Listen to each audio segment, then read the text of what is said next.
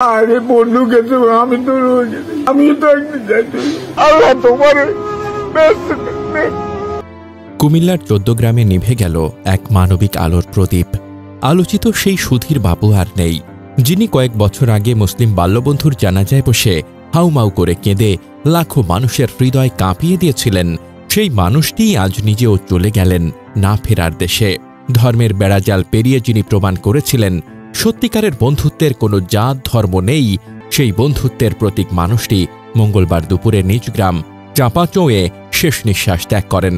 বন্ধুর জানাজায় তার সেই অশ্রুসিক্ত ছবির মতোই আজ তার মৃত্যু সংবাদে আবারও বিষণ্ণ হয়েছে গ্রামের মানুষ। সুধীর বাবুর ছেলে অর্জুন চন্দ্র দাস জানান, মঙ্গলবার রাতেই তার বাবার শেষকৃত্য সম্পন্ন হয়।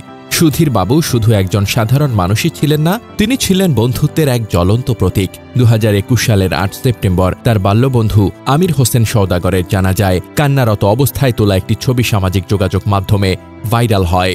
ছবিতে দেখা যায় জানাজার পেছনে একটি গাছের গুড়িতে বসে সুধীর বাবু নীরবে কাঁদছেন। এই ছবি লাখ লাখ মানুষের হৃদয় ছুঁয়ে যায়। ফেসবুকে ছড়িয়ে পড়া এই ছবির সঙ্গে অনেকেই লিখেছিলেন, বন্ধুত্ব মানে না জাত ধর্ম। এই বাক্যটি সুধীর বাবু ও আমির হোসেনের অকৃত্রিম বন্ধনের প্রকৃত প্রতিচ্ছবি হয়ে ওঠে। স্থানীয়দের বর্ণনায় সুধীর বাবু ও আমির হোসেনের বন্ধুত্ব ছিল অটুট এবং গভীর। ছোটবেলা থেকে তারা একসঙ্গে খেলাধুলা করেছেন, আড্ডা দিয়েছেন, জীবনে সুখ দুঃখ ভাগ করে নিয়েছেন। বয়স বাড়ার সঙ্গে সঙ্গে তারা গুণবতী বাজারের ব্যবসায়ী হন। ব্যবসার ব্যস্ততার মাঝেও তারা সময় বের করে একসঙ্গে আড্ডা দিতেন, গল্পে মেতে উঠতেন। তাদের বন্ধুত্ব ছিল এমন এক সম্পর্ক যা ধর্ম, সম্প্রদায় বা সামাজিক বাধার ঊর্ধ্বে উঠে মানবিকতার এক অনন্য উদাহরণ স্থাপন করেছিল। সুধীর বাবুর মৃত্যুতে তার ২ ছেলে, ৫ মেয়ে এবং অসংখ্য গুণগ্রাহী শোকাহত।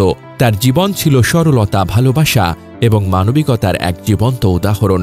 আমির হোসেনের জানাজায় তার কান্না শুধু একটি ছবি নয়, বরং এটি ছিল ভালোবাসার, বন্ধুত্বের এবং মানবতার এক অমর গল্প। সুধীর বাবুর এই প্রস্থানে চাঁপাচৌ গ্রামের মানুষ হারিয়েছে একজন প্রকৃত মানবিক ব্যক্তিত্বকে। তার জীবন ও বন্ধুত্বের গল্প আগামী প্রজন্মের কাছে অনুপ্রেরণা হয়ে থাকবে। এই গল্প শুধু ১৪ গ্রামের নয়, এটি সারা বিশ্বের মানুষের জন্য একটি বার্তা। বন্ধুত্বের বন্ধন ধর্ম বা সম্প্রদায়ের সীমানা মানে না।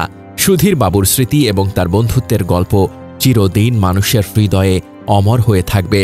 সুধীর বাবুর জীবন ও তার বাল্যবন্ধু আমির হোসেনের সঙ্গে অটুট বন্ধুত্ব আমাদের শিখিয়েছে যে প্রকৃত ভালোবাসা ও বন্ধন কোনো ধর্ম বা সম্প্রদায়ের সীমানায় আবদ্ধ থাকে না। তার কান্নারত ছবি এবং জীবনের গল্প মানবিকতার এক অমর দৃষ্টান্ত।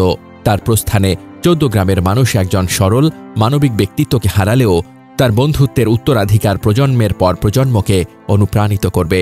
সুধীর বাবুর স্মৃতি আমাদের মনে করিয়ে দেয়, মানুষের হৃদয়ের বন্ধনই জীবনের সবচেয়ে মূল্যবান সম্পদ।